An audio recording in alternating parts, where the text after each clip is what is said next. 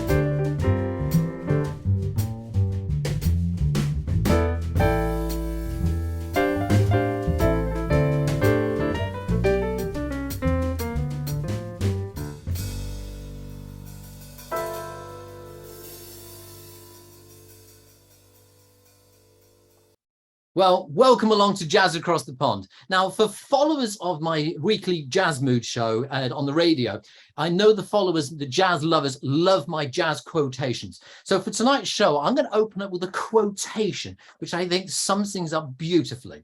The quotation is, "The will to win, the desire to succeed, the urge to reach one's full potential. These are the keys that will unlock the door to personal excellence." And I personally, the reason I read that, because I think that sums up our special guest tonight. This man is the most amazing. We're so pleased to have him join us on our show tonight. And that quotation sums it all up. Our very special guest this week on Jazz Across the Pond, a giant in the world of jazz. He's more than a drummer. He's a true legend who has played drums with everybody from Oscar Peterson to George Benson. The list goes on and on. It's an amazing array of lists, and we're so pleased to have him come and join us. Ladies and gentlemen, American-born Swiss drummer, now who's born in the Bronx, now lives in Switzerland. Ladies and gentlemen, please welcome Mr. Alvin. Welcome, sir. Oh, my pleasure. My pleasure. I've been waiting for this moment to share with you, Kevin and Roger and Jazz across the pond. And, we bring some information. I'm glad to share this information with you while I'm gone because so many people have given me something that now I have to give it back. So Oh, thank you very Absolutely. much for having me on this show. not at Thank all. you, It's our Alvin. pleasure. It truly is our pleasure. Right, let's But kick but things but off. but Roger, you didn't tell me you were going to open the show with a quote by Oscar, though. I mean by Alvin. No. I thought it was going to be something from Oscar Peterson. But you wrote Okay. it very well, Alvin. You wrote it very well. So.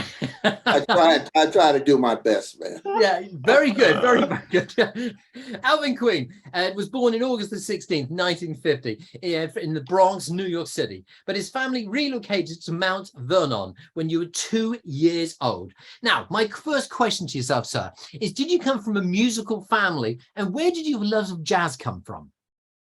Well, at that time, when you come up, a lot of the rhythm and blues music, which came to London, was music that I heard going to school. We always had bars on the street in the door when it's too hot. There was no air conditioning.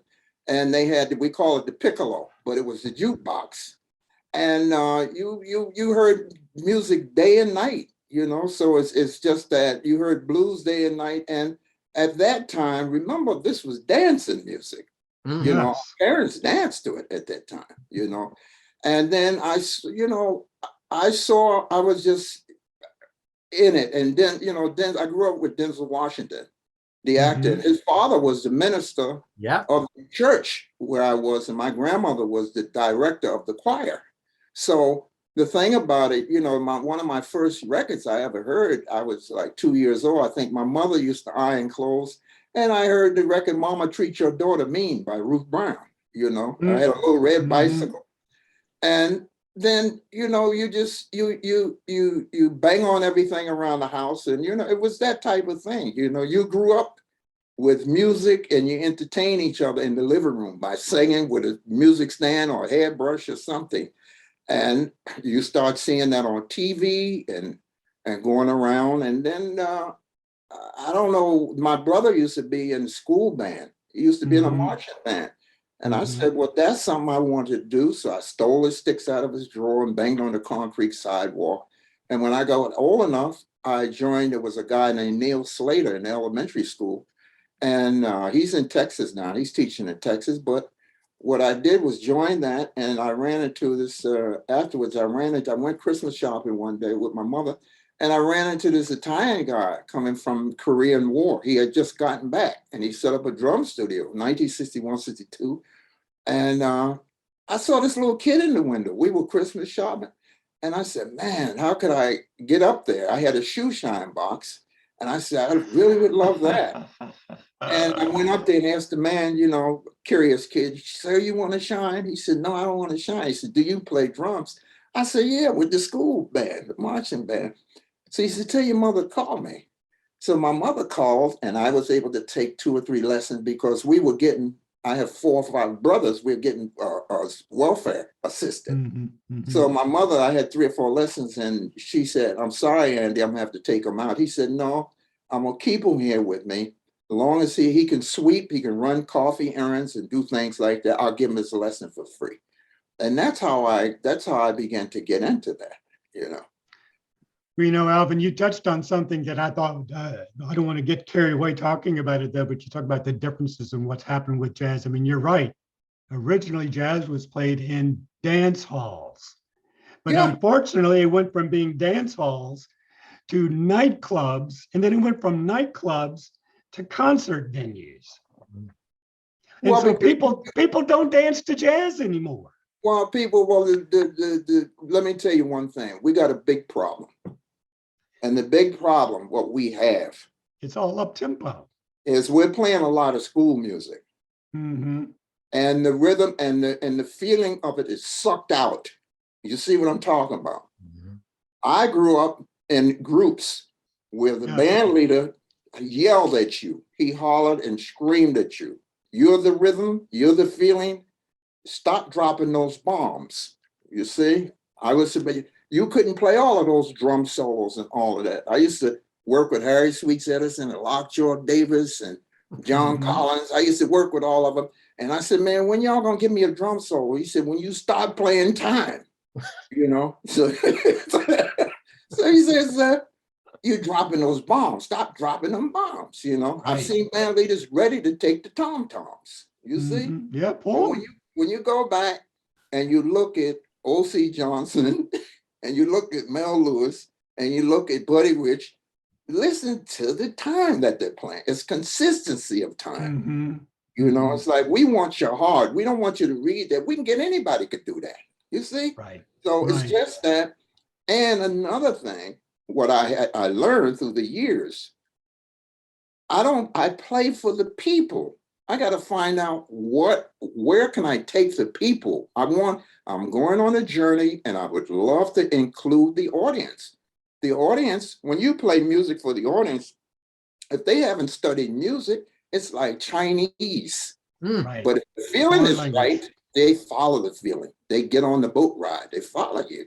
So it's very interesting now where it was and where we are. It is very interesting, So, I mean, I can't change the world. I can't do that. No. But I remember what I went through to, it's like when I had music class in school, we had, who was that? Peter and the Wolf or something? Or I think one of those things. And we had to identify the cat with the bassoon. We had the clarinet. You had to have an ear and identify everything. And this is what I remember Art Blakey and Horace Silver and all of them, they used to say, I was a young kid. I said, well, yeah, why is this? Why is this? He said, do me a favor. Take the cotton out of your ears and put it in your mouth. Shut up and listen. That's what I got all the time. It's funny you should say that because, yes, there's an old adage. We have one of these and two of these. Use them accordingly. And it's fascinating that you were saying about, your child, bringing up in the world and you hear drums in it. Now, my father was a professional drummer in a band, and we always had this little tete-a-tete because he used to make out that Gene Krupa was the best drummer in the world, and I used to say Buddy Rich was the best drummer, and of course I was right. But anyway, that's incidental. But it was great to see that. But are we right in saying that? I mean, you mentioned Denzel Washington and his father, Elder D. Washington, who was the pastor at the First Church of God. Now, that then led quite a few things. You then joined the choir. But are we right in saying that first of all, you started playing the tambourine to start with? Sure. Because the problem we had as being at that time, sometimes we didn't even have no drums. We didn't have anything. Right. And we would have a guitar player who didn't know how to tune the guitar. And we would have a piano who would have 8 broken keys. You understand? So whatever piece of junk we had to make music with. And that's what it said. It's like being in Africa and you see, they make music with anything they banging on, it's just being creative. I saw a lot of shows where my father was a bar manager and he ran a bar. And at that time, the Black people were processing their hair. They were straightening their hair, and Oscar also, everybody straightened their hair to be accepted, you see? So my father used to go to, every week he went down Sugar Ray Robinson's barbershop in Harlem, okay? And down the street from that was the Apollo Theater, okay? So my father used to say, Alvin, I'm gonna take you back uptown. I hope your mother don't get mad, because we take the subway back. And I knew he was going to get his hair done. I would always say, can I ride with you? And we went down to, I caught all those shows at the Apollo Theater. Stevie Wonder, he was 12 years old. I saw Arthur Price Star and Red Price Star. I seen Big Maybell there. I saw all the shows, Smokey Robinson. I saw the Jackson 5 when they first came out as kids. Then I saw Red Fox and Snappy White.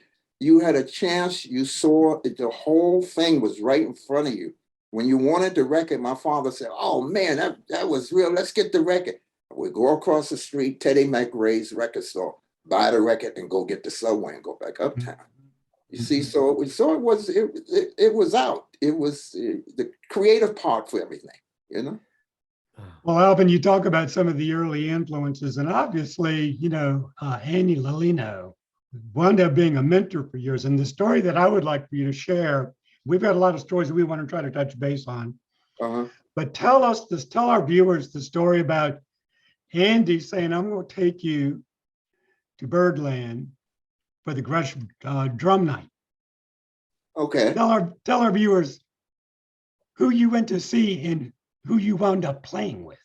Well, the first, how Andy, Andy's thing was all about, he really took me under his wing. Mm-hmm. And he knew I was talented from the time I walked in the studio. So Andy always took me under like a contract so that nobody would abuse me, you see? So what he did, my mother would trust him. He went to my mother and said, "Miss Queen, they're having a little show downtown in Manhattan, and I really like to introduce Alvin to the musician." She said, "Andy, it's fine." She said, "I'll bring him back." I never forget, he had one of those little Volkswagen, 1963 Caterpillar Volkswagen. And we went down to Roseland in New York. Roseland used to be the union floor where they would call guys for certain gigs. And Samuel Arnold was having his drum show there. And when Samuel Arnold had the drum show there, his guests were Charlie Persip and Elvin Jones. And that's where the picture was taken, there. So Elvin grabbed me and adopted me and said, "This is my son," like that. So after the drum show was over, Andy had a lot of friends there from the military. He was in the military that were drummers. Right. Stu Martin, Tony Montfort, all drummers from Binghamton, New York, So then he asked her again, "Miss Queen, could I take Alvin downtown again? It's another big event." That was the Gretsch Drum Night. Yes. And Gretsch Drum Night, I think it probably was Paul Chambers on the bass and probably Red Garland, I think, on the piano. They always use a piano player and a bass player to open up the set, okay? Across the stage, there were like 4 sets of drums, okay? And you had Elvin, Max Roach, Chico Hamilton, Charlie Persip, Art Blakey, and always Mel Lewis was in there. Mel Lewis was always in there. And they started playing, and this was a yearly thing they had. Every year they had this. They started playing. So Elvin always, "My son has got to play." And he set me up in the middle. When he set me up on the stage, I'm challenging the older guys. I'm like 12 years old. What's going on here? And that was my biggest opening, because Gretsch Drum Night was not only for drummers. Wes Montgomery was there. Yep. Eric Dolphy was there. Buddy Collette was there. Kenny Burrell was there. Yeah. And that's when everybody remind me. I remember when you were a kid like that. They used to call you the kid. Yeah, and that became out of that. Someone spotted me there, and they wanted to do a record. And the guy who was managing me, and he hired Joe Newman as the music director, okay? And Joe Newman put the band together to record with me at 12 years old. On that recording was Art Davis was on bass. Tenor saxophone was Zoot Sims, okay? And on the piano was Hank Jones. Wow. And Hank could not make the whole record because he was with the Ed Sullivan show at NBC. So he called Harold Mayburn. I met Harold Mayburn. He was 22 years old.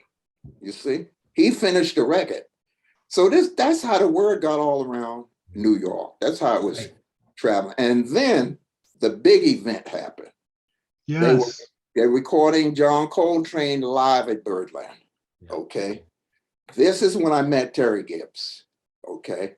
Alice Coltrane was with Terry Gibbs at the time. He hadn't gotten hooked up with John Coltrane yet. Right. But that's when they did live at Birdland.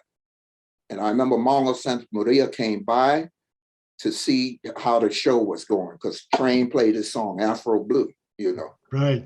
And I remember they had a problem recording that, because if you listen to the record, Elvin played overpowered his cymbals. So he always played very heavy, and John Coltrane, you would hear him, "Elvin, come on, man, calm down," And Jimmy Garrison, you never heard. You just heard Jimmy humming. And McCoy was just sitting there half of the time, you know. But then Elvin's wife was there, Shirley, and I was sitting at the table. And I remember Ed Thigpen said, Elvin, let me see the kid. He said, get away from him, you know. And Elvin set me up there with John Coltrane on one of them tunes and said, the kid's got to learn. I remember Train was turning around, come on, Elvin, with the kid, come on with the kid. But it was beautiful. And they had the peanut gallery for kids. And there were all young drummers there. There was Benny Golson had a son. His son passed away, but his son was Reggie Golson. He played drums. Another guy named Steve Hobbit, he was there. And we had a little drum table. It was all the kids at the drum table listening. You know, that whole wall in the back was loaded full of drummers. Edgar Bateman, Philly Joe Jones, wow. Everybody was, you know, and what's amazing me about New York, I remember Monty Alexander. He used to play at Jim and Andy's club. He was a cocktail house piano player. Ray Brown was from there. And they went to Los Angeles. That's when they did the record with Teddy Edwards, Ray Brown, at Shelley Mansell. I think the record was done there. And then they had a place in New York. They had different places, white places and black places, because all the studio stuff was done. I used to want to shine shoes and peep around. I heard names, people talking. And they had a place called Beefsteak Charlie. And that's where Ben Webster would go. They had drinks. It was 3 for $1, $1. You had 3 magnifying glass drinks, and they had beans and franks on the side. You know, this was during the intermission. Yeah. You know, they were doing all the record dates were done in New York. It wasn't California. They was not done. Well, you mentioned Monty Alexander, the wonderful originally from Jamaica, now lives in New York, and a great, fabulous pianist.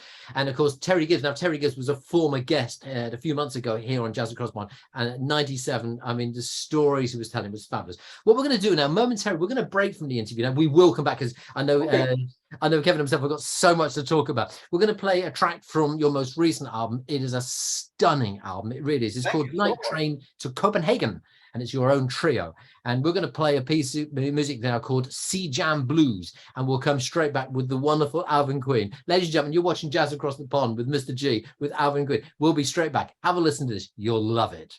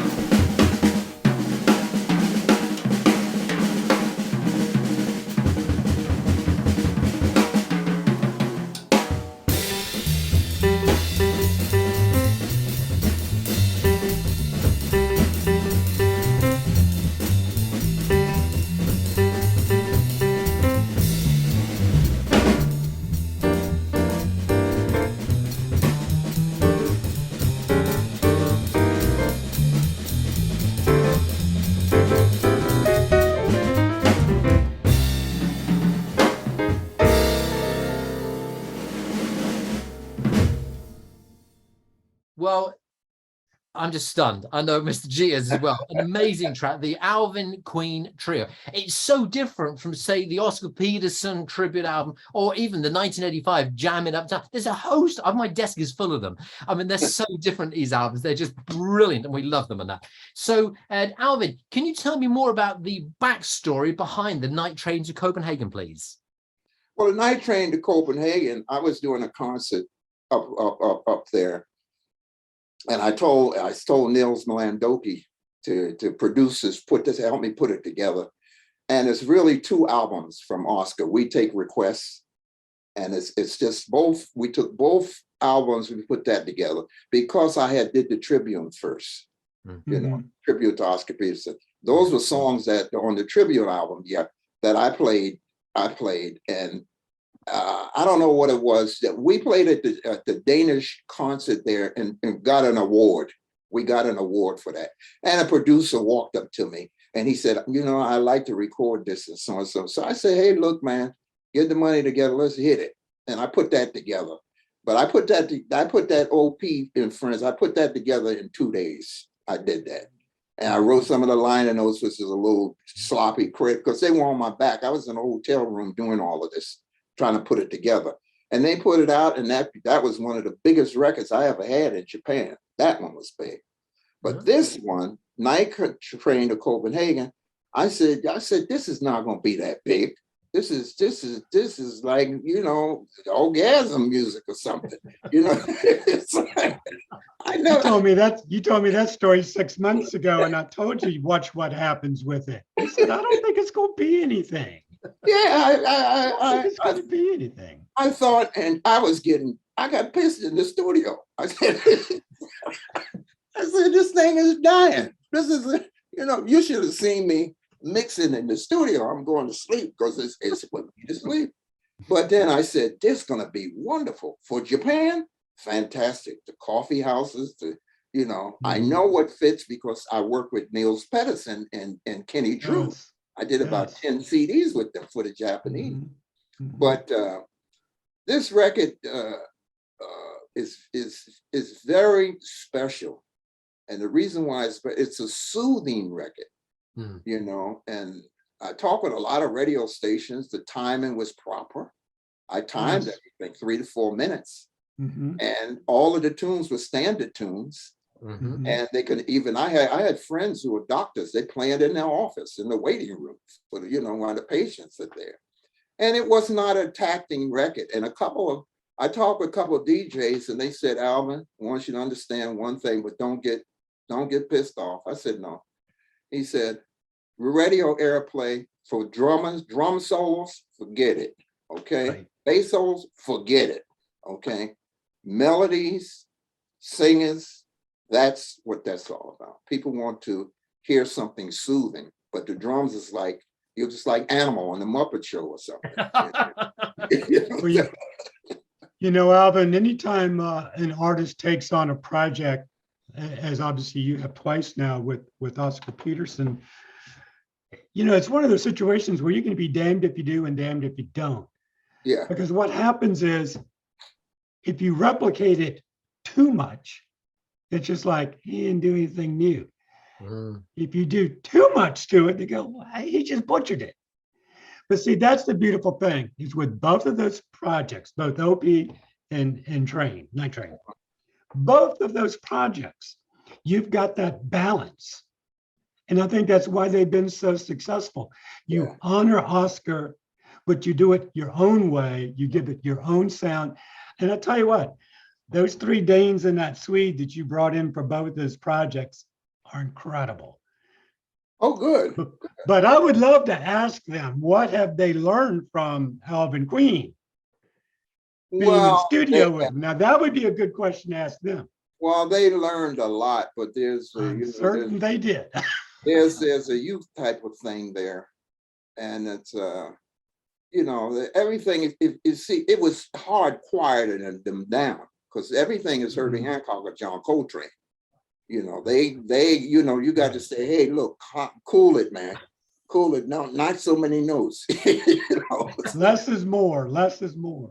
Yeah, well, that's how they don't understand that part of it, But once you get older, you don't want to hear everything was very rattling.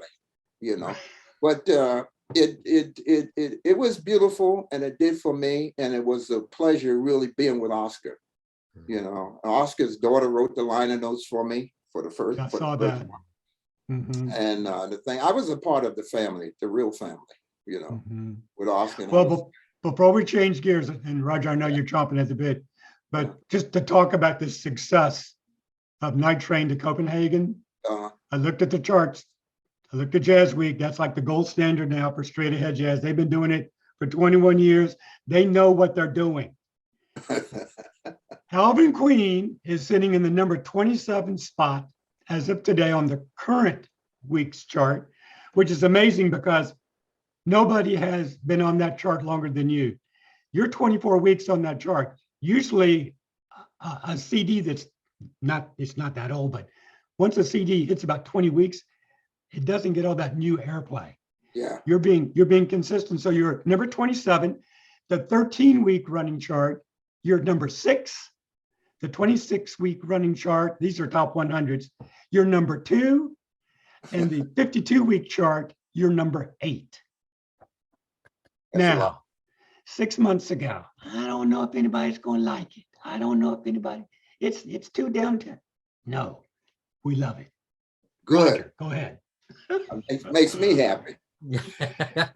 Well, you're making a lot of us happy. So. Oh, very much so. Now, I know Kevin and myself are chomping at the bits. We want to talk about your meeting with Oscar Peterson. But first of all, I opened up the show, and the list of people that you work with is, we could just spend 40 minutes going through the list of them. Amazing. But I did allude to the fact I mentioned George Benson. Can you briefly tell us about that wonderful time you worked with George Benson, please? Oh, yeah. Well, George Benson, that was a gig which was open. I was with Horace Silver at the time. Yes. And Horace Silver takes vacations, okay? And he took a vacation, and then I heard George was looking for a drummer. And I got hooked up with Jimmy Boyd, which was the manager of Grant Green and all of them at the time. Mm-hmm. And I started with George Benson, and we had a Raggedy Ford van, and we were just playing gigs around. And we would go to Rochester, New York, to the Fifth Art Club, and we would go to Buffalo, New York, to the BMO's Club, and across the street was a cutthroat joint where they fought all the time. Then they played in the window. That was the Ohio Players. They became famous. Oh, wow. Ohio Players. So what happened was, I stayed with George. It was hot around that time. Everybody was looking for drummers and musicians, Grant Green, everybody. And I stayed with George, and we did the Johnny Carson show, I remember, in New York. Mm-hmm. And that's when he did the album, The Other Side of Abbey Road, with all the strings. And then they expected that Johnny Carson show, when we showed up with organ, guitar, and drums, so they were pretty disappointed with that. Then I did, I remember with George BMO, we were in Buffalo, New York in the snowstorm, and we were playing with no people in the club. The club owner said, "Who are you playing for?" I said, "Man, I need my money." So the guy said, "Well, stop playing and have a drink. I own the club." So I said, "Okay." So we were sitting there, and a car pulled up. It was B.B. King and 2 ladies. Oh, my. And B.B. King came in, and I was there. That's how I connected with him. And he told George, if you change your little beat up, then you'll be successful. And he changed it up, and that's where Breezing came from, Wow. But George, I stayed with George. I didn't stay long with George. I was with George, Lonnie Smith, and Grant Green. I was around there with them. Wow. Love Grant Green. Love Lonnie Smith, too. So that's how that particularly happened. But we're the best of friends. And when there's a festival, I was walking down the street in London, and I would play there with Oscar Peterson at the Royal Albert Hall the next night. I was walking down the street, and George's band, somebody saw me. "Alvin Queen, right now, George wanted to see you." He was at the Royal Albert Hall. So they took me through all the police, And I sat back there and ate shrimp cocktail with him in the back. But we're the best of friends. I was there when his 2 kids were born. He had two kids. I'll never forget it, man. When you go from how you go, but George's success was really based on Creed Taylor a lot, because you had, Wes Montgomery had died. So they need another Wes Montgomery. And George fit that place perfectly. He fit right in there, He can play. He had all the stuff he learned from Jack McDuff. So he had it together. But that's how that came about. Well, and also during that time that you were with Horace Silver, you went from Horace. Actually, you were with Horace when you met Charles Tolliver. As somebody else we should talk about if we have time. It was Charles Tolliver that kind of took you to Europe and ran you ragged. I mean, y'all went over there supposedly going to go for a week, winds up being a month. And next time you go for a gig, you come home, you go back. Supposed to be like 3 weeks, turns into 3 months. But see, it was Charles Tolliver, though, that gave you that opportunity to meet all of those European-based jazz players. Well, and that was a great opportunity for you. Tolliver, I didn't know nothing about Europe. First thing, the money's funny. I didn't speak the language. I had no idea going. The buildings were slanted. It was old. In London, the elevator. I said, "Sir, where's the elevator?" "You mean the lift?" I said, "Yeah, the lift." "Where's the toilet?" "The lube." I said, "Oh man, what's going on here?" And it was amazing because Tolliver was with Horace Silver. He recorded Horace Silver. And I was in the band when Randy Brecker was there, Benny Marvin was there, Mike Brecker was there, Tom Harrell was there. I was in those bands. Anthony Jai was in the band when Bob Bird, when they all came through there. Bob Bird. Bob Bird, he was there. He was in the band. We used to be roommates. I heard that, yeah. And what happened was after Bobby Berg. Huh? Little Bobby Berg. Bobby Bird. I'll tell you another one. There was a guy who they forgot all about. It was Mike Lawrence. Yes. He played the flugelhorn, but upside down. He was with Horace. He was with us for a while. And then we had Will Lee, the bass player. Yep. Everybody came in that band when I was there. And then what happened was I was playing a gig one time. I think I was playing at the Club Baron in Harlem. And What You Call was opening up for us. What's the singer's name? Billy Paul. Yeah. Billy Paul. He didn't have, it wasn't me and Mrs. Jones. He was singing Bluesette. That was his first Bluesette. So he opened up for Horace Silver. Tolliver came in, and then Tolliver, he did after I was with George Benson, came by the Blue Book. He said, "Hey man, come on, go to Europe." I go to Europe. You got to be out of your mind, And I remember I first got to Europe it was in, I think, October or September 1971. And they only had one airport at the time. That was Orly Airport. Charles de Gaulle didn't exist. And there was a little guy there, a little white guy there, bald head, Maurice Coulage. He met all the musicians. And I got to Paris, and then we wanted something to eat, Sarah Red Beans and Rice place. And Kenny Clark was there. And then afterwards, we went down to the Billboard K. It was Kenny Clark, Jimmy Gorley, and Lou Bennett were playing down there. And then they had the Shockey Page and the Riverbach, where they would have Archie Shepp, Noah Howard, Frank Wright. They had Paris scared me to death. And it's like, all these windows and the pigeons, noise, air coming into the window. So it was my biggest experience. And that video is out now, 1971, of Andre Francis. That one is out now with Wayne Dockery, Stanley Cowell. And if you look at the little piano on there, we traveled through Europe, but when we got to clubs, we got to different clubs, and they didn't have any piano. So we got a van. We traveled with our own piano. Little bitty piano. Yeah, little piano. And we put everything in the van, the drums and everything. And the cat said, "Well, you can't have a concert because we ain't got a piano." I said, "We got a piano. Don't worry." So we drove all over Europe, man. We went I would go for 2 weeks and turn into 3 weeks. And I go into and it turned into 4 weeks. And after a while, people in America stopped calling me. I was busy in Europe somewhere, you know. Right. Okay, Alvin, time is not on our side, unfortunately. It would be very amiss of us if we didn't briefly, and I say briefly, can we please talk about Oscar Peterson, please, sir? Oh, definitely. Well, my introduction to Oscar Peterson, I met Oscar, really. Oscar came to the Twice Off Hotel in Bern, and he was supposed to play a concert there. It was 1988. And I was playing with Junior Mance at the time. Mm-hmm. Okay. And I never had the dream of playing with Oscar, but see, we had a group together, me, Niels, and Ufakinius in HOP, okay? Knee hop. Yeah, we used to travel all around. And we Mm-hmm. traveled all around as a group. So one day, I got a phone call. I was traveling from Geneva to Spain, back and forth. And I got a phone call. I just got in the house, no sleep. My head is on the desk, you know. And the phone rang, and Niels Peterson said, Alvin. I said, yeah, what's wrong, man? He says, look, I got Martin Drew is leaving the group. And I'm trying to get you to go in the group with Oscar. I said, Niels, I don't want to go in the group with Oscar. He said, why? I said, because I want no trouble now. He said, you ain't gonna get no trouble. What did you do to him? I said, I didn't do nothing. So he said, you'll be doing us a favor. So I said, okay, like that. So I offered, no, I didn't. It wasn't Oscar first. It was Norman Grant.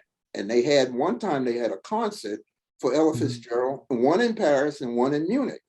I had a concert, I don't know, with Benny Carter or something. So I couldn't make one of those. So I said, oh man, I blew that. I hope it'll come back again, because Harry Sweets Edison and Roy Eldridge and all of them said, when he calls you, Norman Grant call you, go, don't talk about money or nothing, just be in the airport. The ticket is business class and he's gonna triple your money, you know. So anyway, I said, okay, I'll try it. And I went to Oscar. Oscar said, stay near the phone. Oscar's gonna call you. And Oscar called. So he said, hey, Alvin, how you doing? I know you've been hearing a lot about you, and we never got together. I was just trying to find out, do you have some availability to do some dates? I said, yeah, Oscar. He said, well, what kind of money are you talking about? I said, Oscar, you make the price, man. You know, it's okay. So he sent me the schedule to Tokyo, Japan, and all over Europe, Montreal. He sent me that. And we did New York. And what was so funny, man, I played, and after I played in New York, I thought I had the gig. Yeah. But it was more like a trial base. I got a letter 2 weeks later, you are the official drummer. I said, thank you very much. And the rest is history. That's amazing. Yeah, but you've been watching Jazz Across the Pond. We could go on for days. It's the most fascinating thing. Ladies and gentlemen, it is our great pleasure to have Mr. Alvin Queen join us. The albums are just fabulous, whether it's the Night Train to Copenhagen, the Oscar Peterson tribute album. Ladies and gentlemen, it has been our immense pleasure to have you join us from Switzerland, your home in Switzerland, one of my favorite countries of the world. And from Mr. G, myself, Kevin, any last thing from you? Just Alvin, brother, thank you so much for taking time to join us today. I wish we had more time, because there are so many things I would love to ask you. One day. But we touched on a lot today, and we'll consider moving forward. That's good. All right. Thank you so much, man. Alvin, thank you for joining us, sir. Thank you. Jazz Across the Pond. Take care, everybody. From everybody here, good night. Ciao, ciao.